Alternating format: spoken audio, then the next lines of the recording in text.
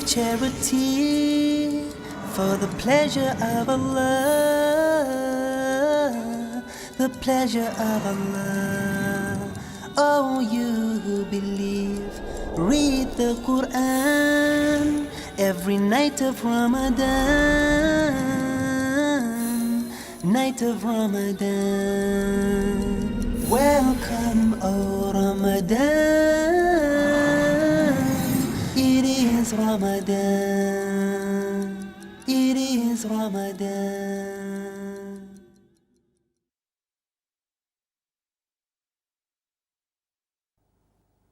Dear brothers and sisters in Islam and humanity, Assalamu alaikum wa rahmatullahi wa barakatuh. May the peace, the mercy and the blessings of Allah subhanahu wa ta'ala be on all of you. Welcome to the show, Ramadhan, a date with Dr. Zakir. I'm your host, Yusuf Chambers, and today we're discussing the topic Qadr fasts, Fidya and Kafara fasts. Dr. Zakir, Assalamu alaikum wa rahmatullahi wa barakatuh. Wa alaikum assalam wa rahmatullahi wa barakatuh. Dr. Zakir, the first question I'd like to level at you regarding the topic is, could you explain what is the meaning of Qadr fast? Alhamdulillah. Wassalatu wassalam ala rasulillah wa ala alihi wa sahbihi ajmain. Amma ba'd. A'udhu billahi minash shaitanir rajim. Bismillahir rahmanir rahim. Rabbi shrah li sadri wa yassir li amri wahlul 'uqdatam min lisani yafqahu qawli. The word qada means to fulfill or compensate fasts which were due and they could not be executed. Means if there is a fard fast which you could not keep for some valid reason, then it has to be compensated or fulfilled later on.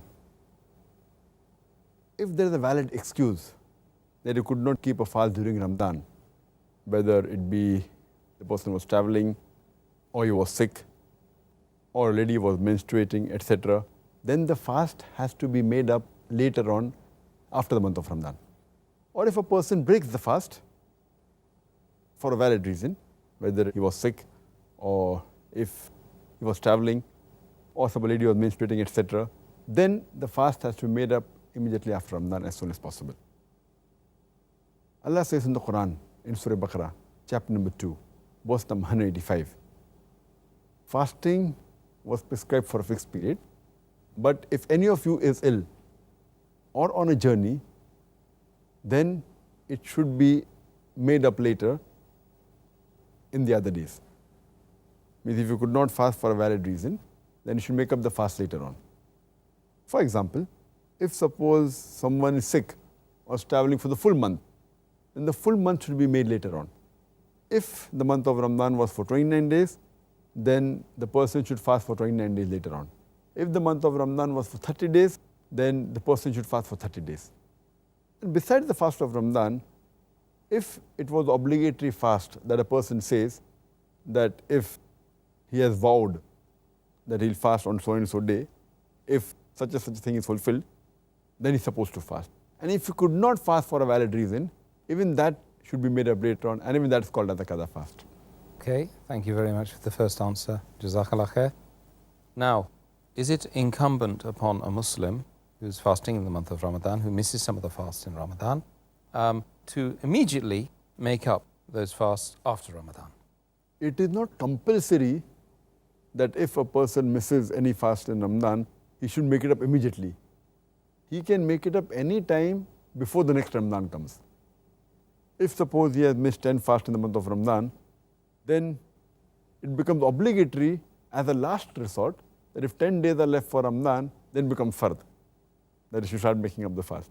The general ruling is that the person can make up any time before the next Ramadan starts. But it's always preferable that it should be made up as early as possible, because the person does not know how long will he live. Maybe he can die, etc.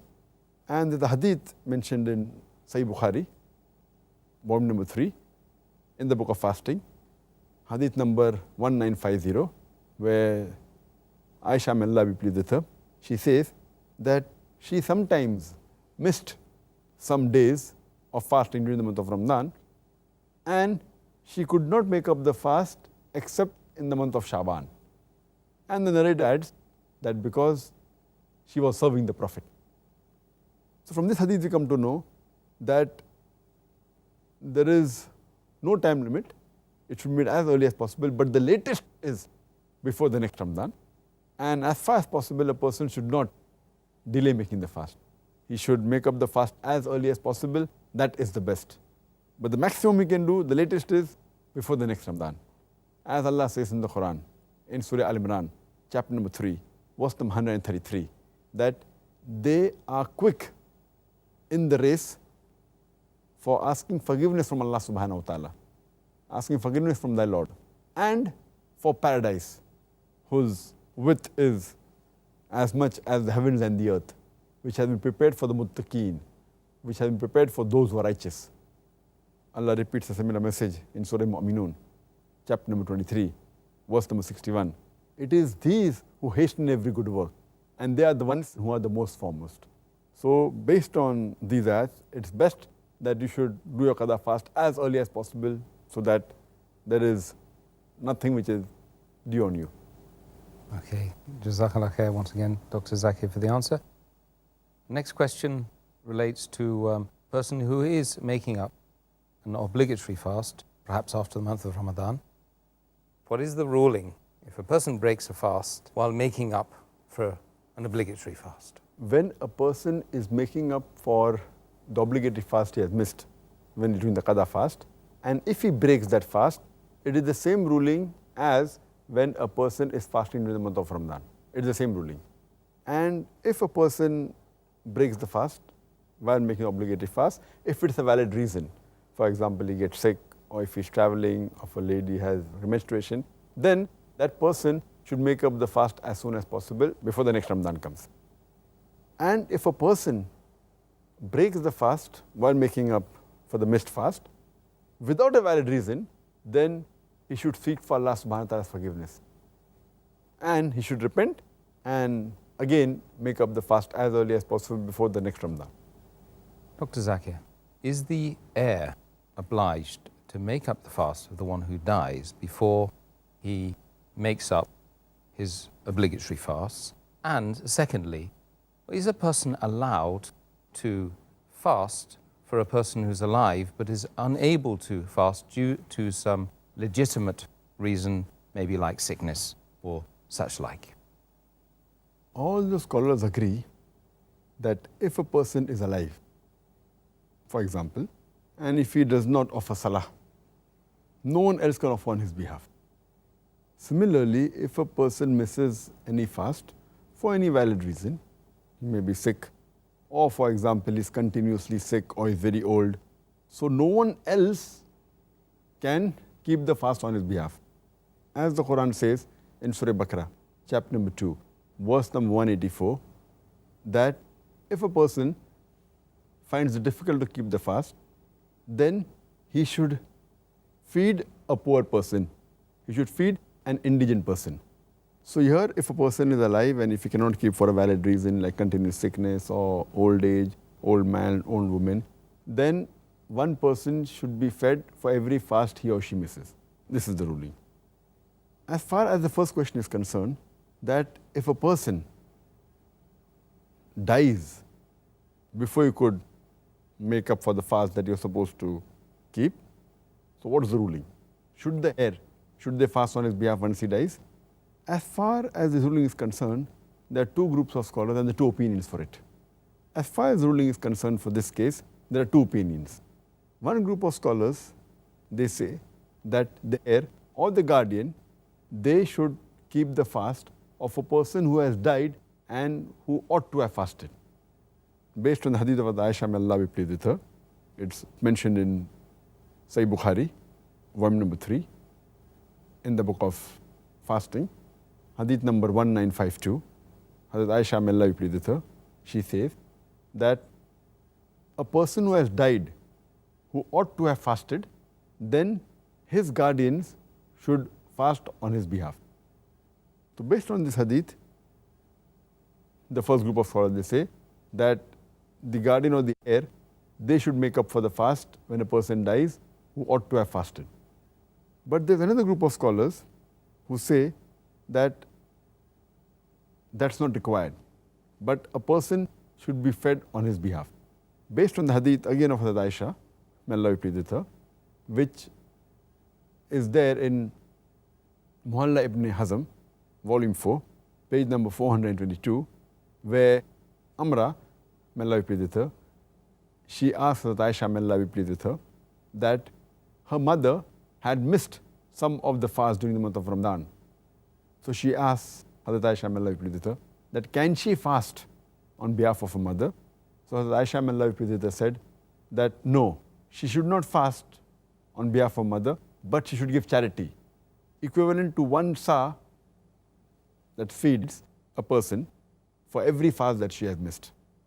So since both these two hadith contradict, the second group of scholars, what they say, the second opinion is that here it specifically mentioned that the fasts that were missed were the fast of Ramadan. Whereas the first hadith of Sahih Bukhari, volume number 3, hadith number 1952, it's a general hadith saying that a person who died who ought to have fasted. So that's a general hadith, but this hadith is a specific hadith which says that these were the fasts that were missed due to Ramadan. And here the ruling is, according to Aisha, may Allah be pleased with her, that the fast should not be made up, but one indigent person, one poor person should be fed. So since both the hadiths cannot contradict and both the hadiths are sahih, so the scholars, they say that if a person misses the fast of Ramadan, then the fasting need not be made up, but the right ruling is that one person should be fed who's poor. The other general hadith, they say, it indicates for a person who has vowed to fast. So if a person vows to Allah subhanahu wa ta'ala that he or she will fast if certain wish is fulfilled, at that time it's obligatory that the heir of the person who has died should make up the fast. And further a similar thing is mentioned by Ibn Abbas, may Allah be pleased with him. It's mentioned in Sunan Abu Dawud, volume number 2, in the book of fasting, hadith number 2395. Ibn Abbas, may Allah be pleased with him, he says that if a person dies who has missed his fast in Ramadan, then you should feed one poor person for every fast that he has missed. And you need not make up for the fast. There is no atonement for fast. But if a person has vowed to fast, if he has vowed that he will fast if some wish is fulfilled, then in that case there is atonement of the fast, and that fast should be fulfilled by the heir or by the guardian. So based on these two hadiths, because they do not contradict, that is the reason the opinion is divided, that if it's the fast of Ramadan which is missed, then the right ruling is that one person should be fed for every fast missed. Further, there is one more hadith in Sahih Bukhari, volume number 3, in the book of fasting, hadith number 1953, where it says, Ibn Abbas, may Allah be pleased with him, he says that a person came to the Prophet and asked him that his mother had to make up for 1 month of fasting. So should he fast on her behalf? So the Prophet said, yes. He gave the answer in the affirmative. And it's good to make up the fast. But since again this is a general hadith, it's not specifically mentioning whether it's the fast of Ramadan which is missed or whether it's the fast of vowing. And since we cannot agree that the Sahih hadith can contradict, so the best is the opinion, second opinion, that if a person misses any fast in the month of Ramadan, then one poor person should be fed on his behalf. But if a person vows and does not fulfill the fast, in this case, the fast should be made up by the heir. Okay, shukran. Dr. Zakir, if a person is fasting during the month of Ramadan and unfortunately he passes away, he dies, the person who takes charge of his affairs after his death, is that person obliged to make up the fast that he's missed during the month of Ramadan? As far as a person, when he dies, once he dies, then all his actions, they cease to exist. As hadith of a Prophet Muhammad, it's mentioned in Sahih Muslim, volume number 3, in the book of Wasiyah, hadith number 4005, the beloved Prophet Muhammad said that once a person dies, only thing that will continue amongst all his deeds is the recurring charity he has made or the knowledge that he has spread, that he has used to benefit the people. And the third is his son praying for him. So besides these three things, everything else ceases. So but naturally when a person dies, and if he had fasted maybe for 10 days of Ramadan, he dies on the 10th day, that doesn't mean that the balance 20 days somebody should make up for his fast. Once he dies, then he doesn't have to offer salah, he doesn't have to fast, everything ceases to exist, except the three things which I mentioned. So the person who is in charge of his affairs, he need not worry at all. Once he dies, everything ceases to exist, except three things which I mentioned.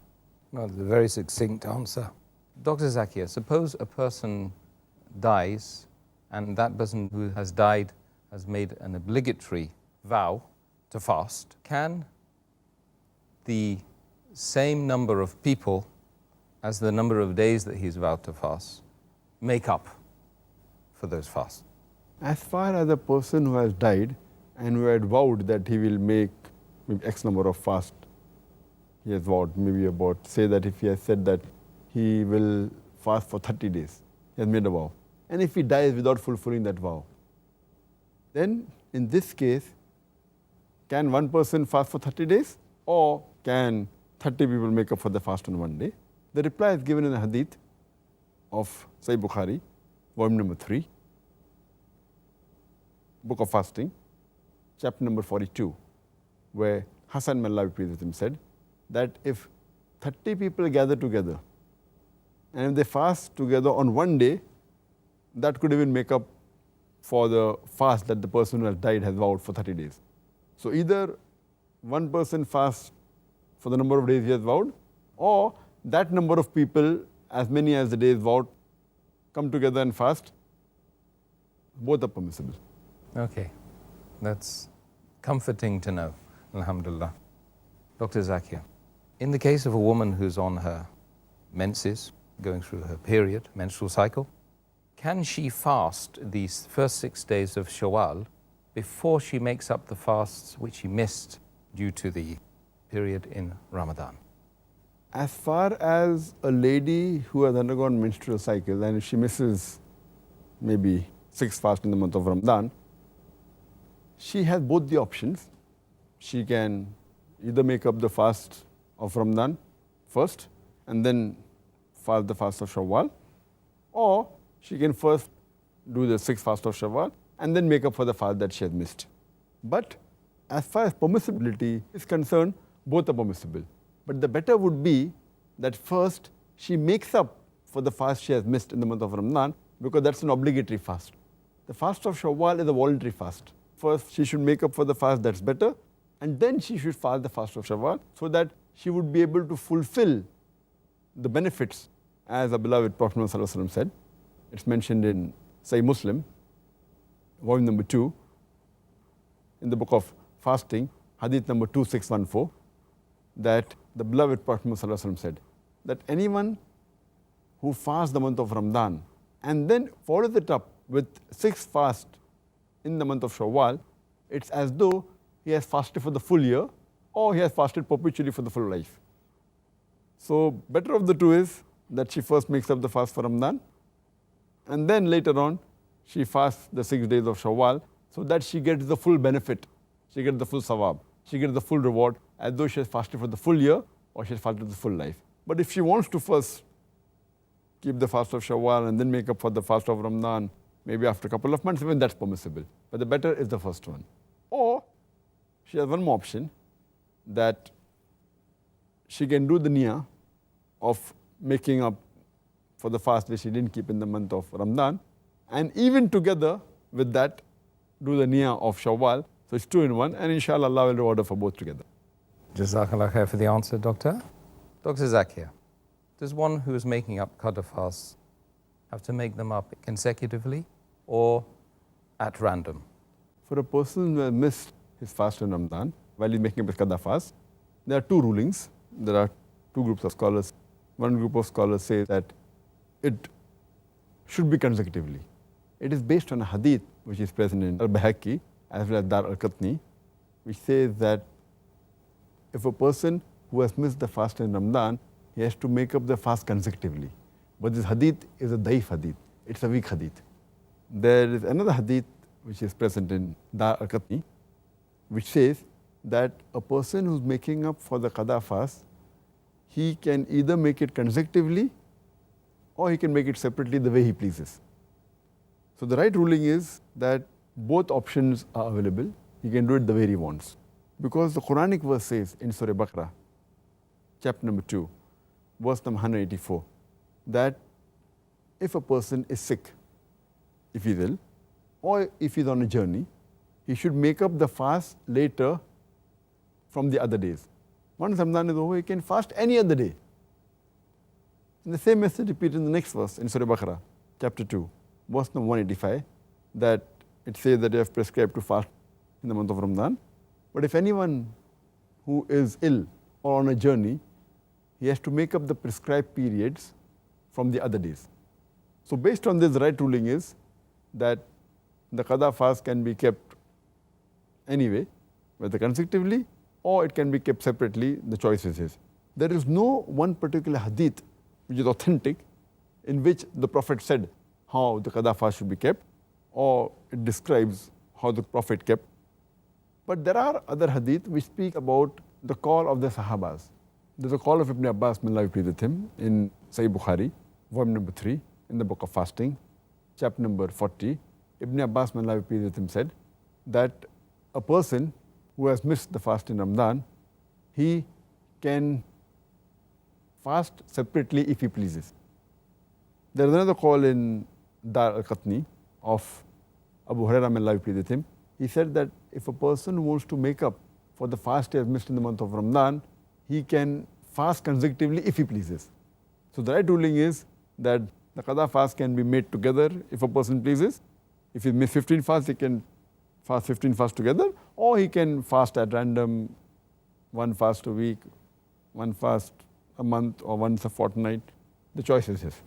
Okay, thank you for the answer, Jazakallah khair. Could you explain, for the benefit of the viewers, what is fidya and on whom is it obligatory? The word fidya means the compensation for a fast which could not be kept due to some permanent disability or some disease, as the Quran mentions in Surah Baqarah, chapter number 2, verse number 184, that if it's difficult for a person to fast, then he can feed one indigent person, one poor person. So if a person who has permanent disability, is permanently sick, or he's very old and can't fast, then he should feed one poor person for every fast he has missed, and this is called as fidya. Okay. Dr. Zakir, is it permissible for one who is unable to fast to feed one person for 30 days or 30 people in one day? As far as fidya for a person who can't fast or is unable to fast, the Quran says in Surah Baqarah, chapter number 2, verse number 184, that if a person finds it difficult to keep the fast or finds fasting with hardship, then he can either fast or he can feed one indigent person for every fast that he has missed.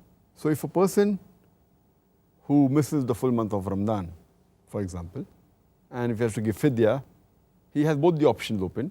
He either calls 30 people and feeds them together, so that compensates or gives fidya for all the 30 days that the person has missed, or he can even give one person fidya for 30 days. And each person should be given one sa of the staple food of that state or of that country. One sa is equal to 1.5 kilograms approximately. And both rulings are there, as it's mentioned in the ruling of Ibn Abbas in Sahih Bukhari, volume number 6, hadith number 4505. In the commentary of this verse of the Quran of Surah Baqarah, chapter 2, verse 184, it says that those people who find it difficult to fulfill the fast, to complete the fast, they can either complete it or feed one indigent person. And it says that these type of people described are very old men and women, or those people who have permanent disability, or they have a disease which makes them difficult to fast. And both types of fast, as is given in the hadith of one of the Sahabas by the name of Anas bin Malik, may Allah be pleased with him. When he was old, the hadith says that he cooked some food and called 30 people and fed them together, the full food for the full month of Ramadan. So here it shows that you can either give cook food for them and feed them well, whether it be breakfast, whether it be dinner, whatever it is. Or the other option is, as is also agreed upon by Imam Ahmad ibn Hanbal, Imam Shafi, as well as some of the Malikis, that you can also give uncooked food to one person for 30 days. One person only, give him uncooked food for 30 days, so that compensates or gives the fidya for the full month. This is also agreed. So the choice is also either feed one person for 30 days or 30 people for 1 day. Okay. Both is permissible. Fine, thank you. Dr. Zakir, could you explain the term kafara? And furthermore, could you also let our viewers know what is the expiation for a person who has sexual intercourse whilst fasting during the month of Ramadan? The word kafara is derived from the word kufr, which means to conceal, which means to hide, which means to cover. And in context of fasting, kafara for fasting is done when a person willfully breaks the fast by having a sexual intercourse. When a man has sexual intercourse with his wife while fasting, while keeping a fard fast, that's fasting in the month of Ramadan, then there should be kafara.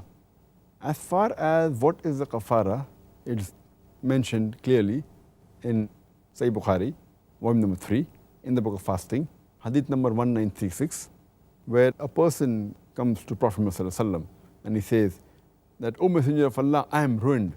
I am ruined." Prophet asks, "What happened?" So he says that I had sexual intercourse with my wife while I was fasting. He approached the Prophet and said, "I had sexual intercourse with my wife while I was fasting."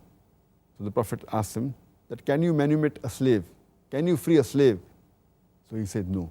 Then the Prophet asks him that, "Can you fast for 2 consecutive months? Can you fast for 60 days together?" So he said, "No." Then the Prophet asks him that, "Can you feed 60 poor people?" The man replies, "No." So then a person comes and gives a basket of date to the Prophet. The Prophet hands this over to the man and says that, "Give this to the poor people and that will be a kafara." So the man asks that, "Should I give to a person who is poorer than my family?" Prophet says, "Yes." So then the person says, "I vow by Allah subhanahu wa ta'ala, I don't know of any family which is poorer than my family between the 2 hills and mountains of Medina." So the Prophet smiles till his molars are seen and he says, "Give it to your family." So from this hadith we come to know that once a person breaks the fast, purposely by having a sexual intercourse with his wife, the first thing he should do is that he should compensate the fast as early as possible, but naturally before the next Ramadan. Number 2, he should give kafara. So from the hadith we come to know that there are 3 options given. Number 1 is he should free a slave, or number 2, he can fast consecutively for 60 days. Continuously he should fast for 60 days together without any break. Or he should feed 60 poor people. And most of the scholars agree that it is not he can choose any one of the 3. Some scholars say yes, he can choose any one of the 3. But the real ruling is he should try and do the first one, should free a slave. If he cannot free a slave, then he should fast for 2 months consecutively, continuously. If he cannot do that, then the option is that he can feed 60 people. So this is as far as the kafar is concerned. Jazakallah khair for that hadith you've cited there from the Prophet Muhammad ﷺ. In order to answer that, very good. Does a person have to offer expiation for having sexual intercourse whilst he's doing a voluntary fast? As far as voluntary fasts are concerned, there is no expiation if a person has sexual intercourse. The kafara that is there is only when a sexual intercourse is done during a fard fast, during the fast of Ramadan. That's the time it's fard. There's a hadith which is mentioned in Sunan Abu Dawud, volume number 2, in the book of fasting, hadith number 2450, which is narrated by Hani, may Allah be pleased with her. She says that the Prophet gave water to drink during the conquest of Makkah. Water was brought to the Prophet. The Prophet gives the water to drink. She drinks the water and she says that I have broken my fast. I was fasting. So the Prophet asks her, was the fast for some atonement? She says no. So the Prophet says, then there's no problem. If it's a voluntary fast, then there's no problem. So here we come to know that the sin is only there if you break a fard fast. Because for voluntary fast, it depends upon the person. He can break the fast. He can even eat whenever he wants and break the fast. As we quoted several hadith earlier, that one of the persons calls a Sahaba to have food at his house. And the Sahaba says that I'm fasting. Prophet says that he has made food for you, he spent money. So break your fast. Because of the voluntary fast. So voluntary fast can be broken, there is no sin at all. So in the same way, if a person has sexual intercourse with his wife during a voluntary fast, then it's not a sin because it's voluntary fast. And he need not make up for the fast. If he wants to make up, he can make up. But neither is there any kafara. Again, there's a hadith in Sunan Nisai, book of fasting, hadith number 2323. Once the Prophet gets up in the morning and he asks for food from his wife, Hazrat Aisha, may Allah be pleased with her. She says there's no food. So the Prophet said, then I'm fasting. Again, for voluntary fast, the niyah need not be made the night before. It can even be made afterwards, as long as the person did not have any food after dawn. So based on this, there's no kafara if a person has sexual intercourse during a fast which is voluntary. Jazakallah khair. Last question for you today, Dr. Zakir. In this interview phase, obviously we'll be answering questions from the viewers later on, inshallah. In the case of a person who delays making up missed fasts, is there any expiation to be paid at all by that person? The right ruling is that if a person misses any fast in the month of Ramadan, he should make it up as soon as possible, latest by next Ramadan. If he does not make up for the fast before the next Ramadan, then it's a sin. In this case, he should ask for forgiveness and he should make it up as soon as possible. As far as expiation is concerned, the different opinions, some scholars say that because he delayed, he should give some expiation and feed one poor person for every fast he has missed. But there is no proof in the authentic hadith that expiation should be given. Because the Quran is very clear in Surah Baqarah, chapter number 2, verse number 185, that if a person is ill on a journey, he should make up the fast later on from the other days. There's no expiation mentioned here. So the right ruling is that if he has delayed too long, he should make it up as soon as possible or for the qada fast, but there's no expiation. And this is the ruling of most of the scholars, including Sheikh Salman Auda. He says that, he should make up the fast as soon as possible, but there's no proof for expiation, but he should ask for forgiveness for having delayed to make up the fast. Jazakallah khair, Dr. Zakir. And now it's time to move on to the questions from the viewers. The first question I'd like to pose to you, Dr. Zakir, is from one of the viewers, of course. How does fasting act as an expiation for sins? Allah subhanahu wa ta'ala has been very merciful and He has made fasting as expiation for various of our sins. And the various verses in the Quran which give us examples where it can be used. And depending upon different sins, the days that you have to fast, it keeps on differing. For example, Allah says in Surah Ma'idah, chapter number 5, verse number 95, that fasting can be used as expiation when you hunt a game during the sacred precincts or in the state of ihram, when you're doing umrah or hajj. And if you hunt a game, then fasting can be one of the ways in expiation of your sins. Further, it's mentioned in Surah Baqarah, chapter number 2, verse number 196, that if a person shaves his head when he's in ihram, either doing umrah or hajj, because of certain diseases which is not allowed to, then he can fast as an expiation. Again, it's mentioned in Surah Baqarah, chapter 2, verse number 196, that when a person performs hajj, he has to sacrifice an animal, but he does not have the means to do it. Instead of that, as an expiation, he can fast. Further, it's mentioned in Surah Ma'idah, chapter number 5, verse number 89, that fasting can be used as an expiation if you break a vow. If you've taken an oath and if you violate it, then fasting can be used as expiation.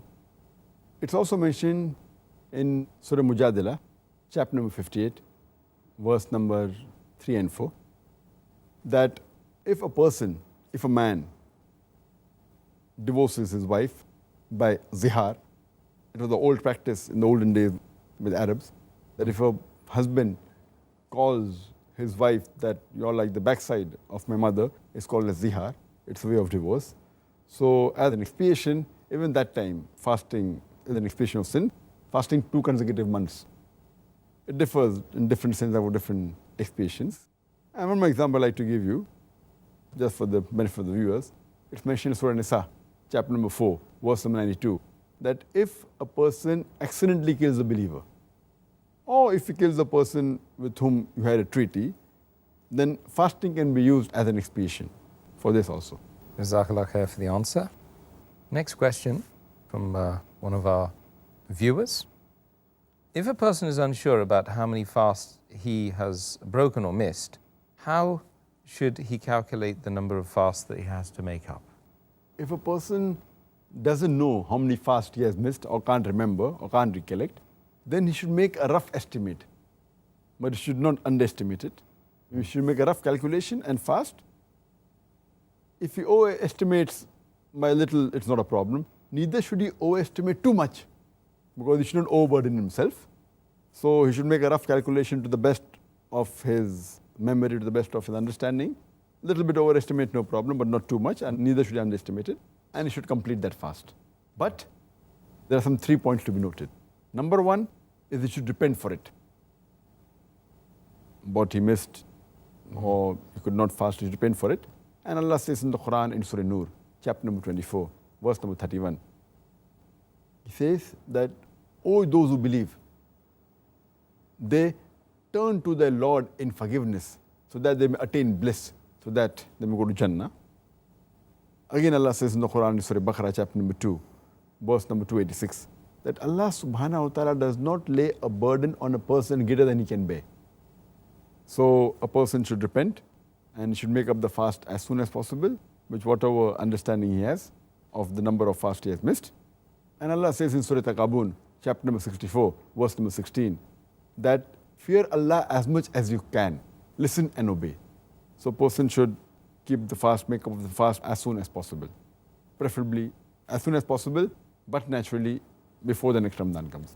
And the third point is that though it's not a must, some scholars think that if he has missed it and too much delayed, etc., he should even give expiation, that is feeding one poor person for every fast he has missed.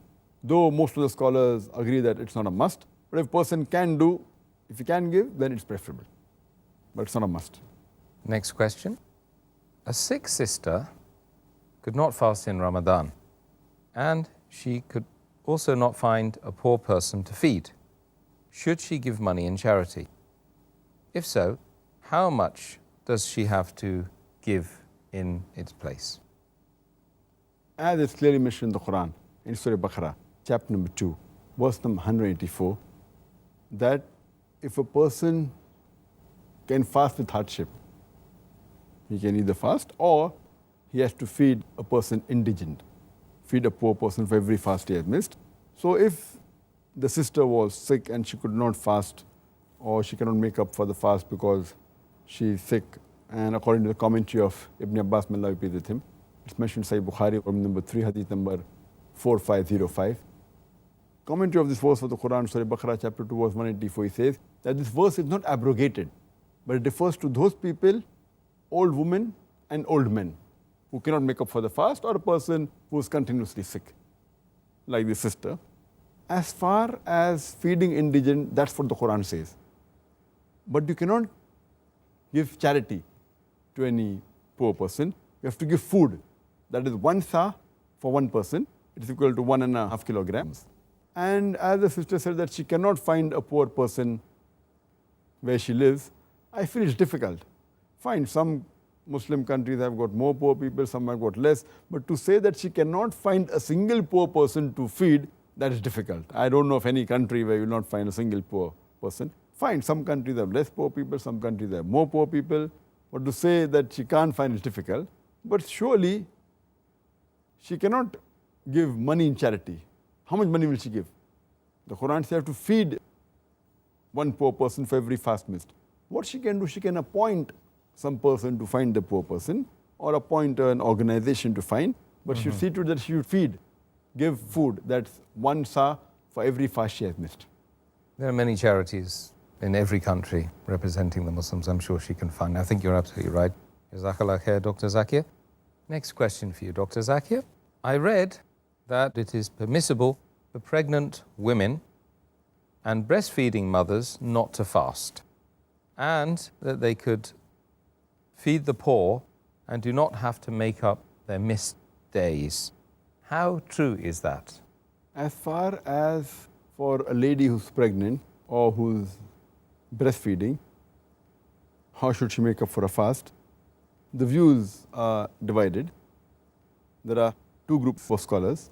One group of scholars, they say that she need not make up for the fast. Only thing she has to give is the feeding of one poor person for every fast she has missed, based on the verse of the Quran of Surah Baqarah chapter 2, verse number 184, that if you find it difficult to fast, then feed one indigent person.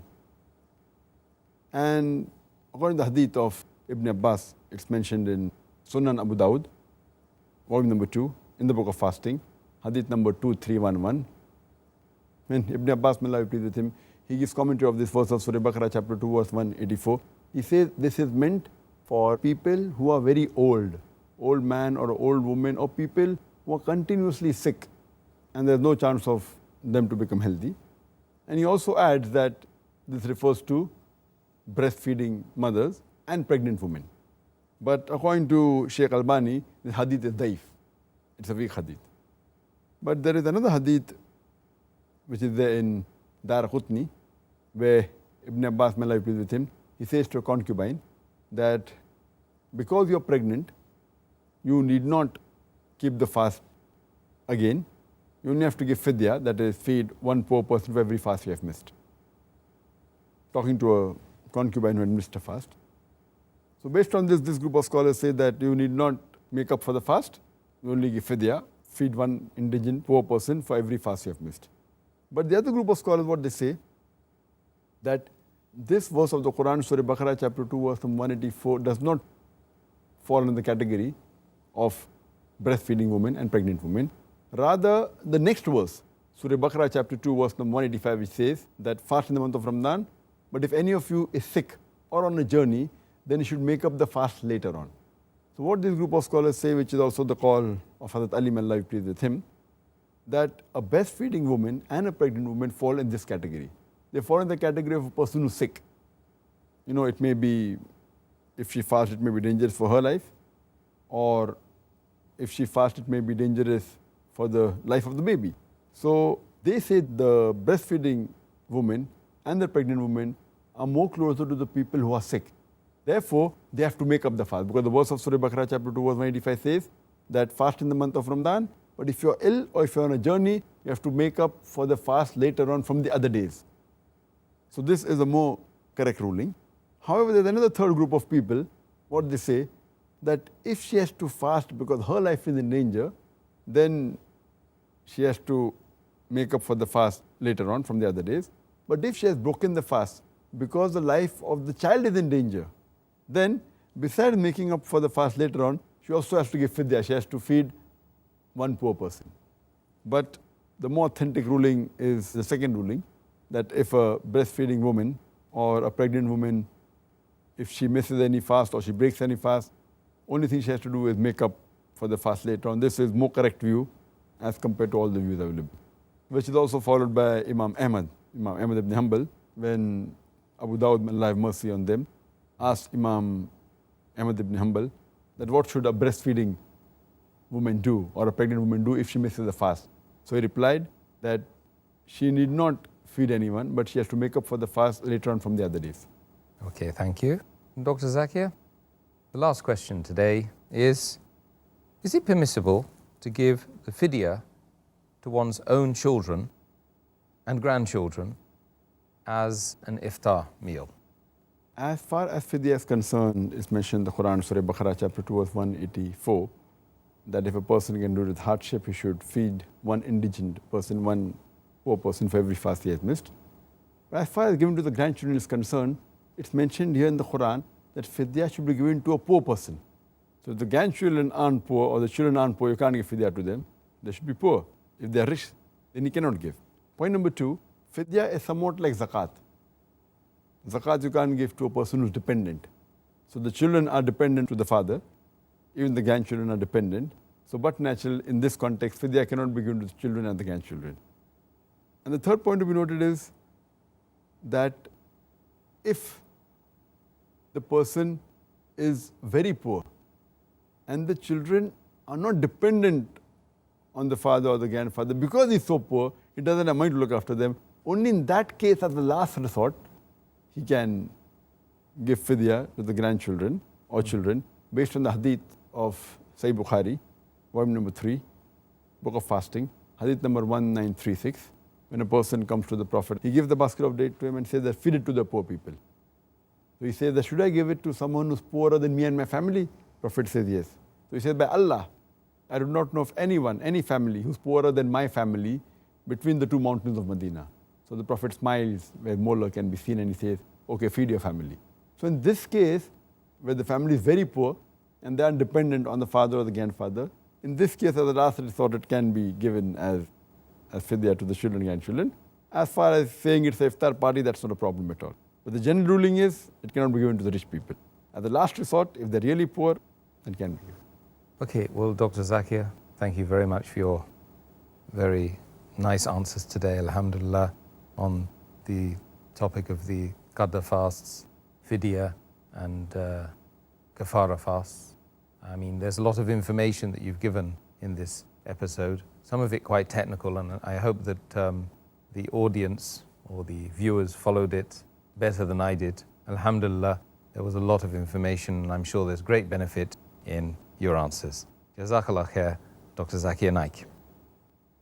Brothers and sisters, once again, we've come to the end of today's show, and I trust that you have benefited enormously from the information that we've discussed on the topic. Tomorrow, brothers and sisters, inshallah, we'll be discussing the sighting of the moon. Do join us then. At the same time, Assalamu alaikum wa rahmatullahi wa barakatuh. حافظين ذاكرين قانتين خاشعين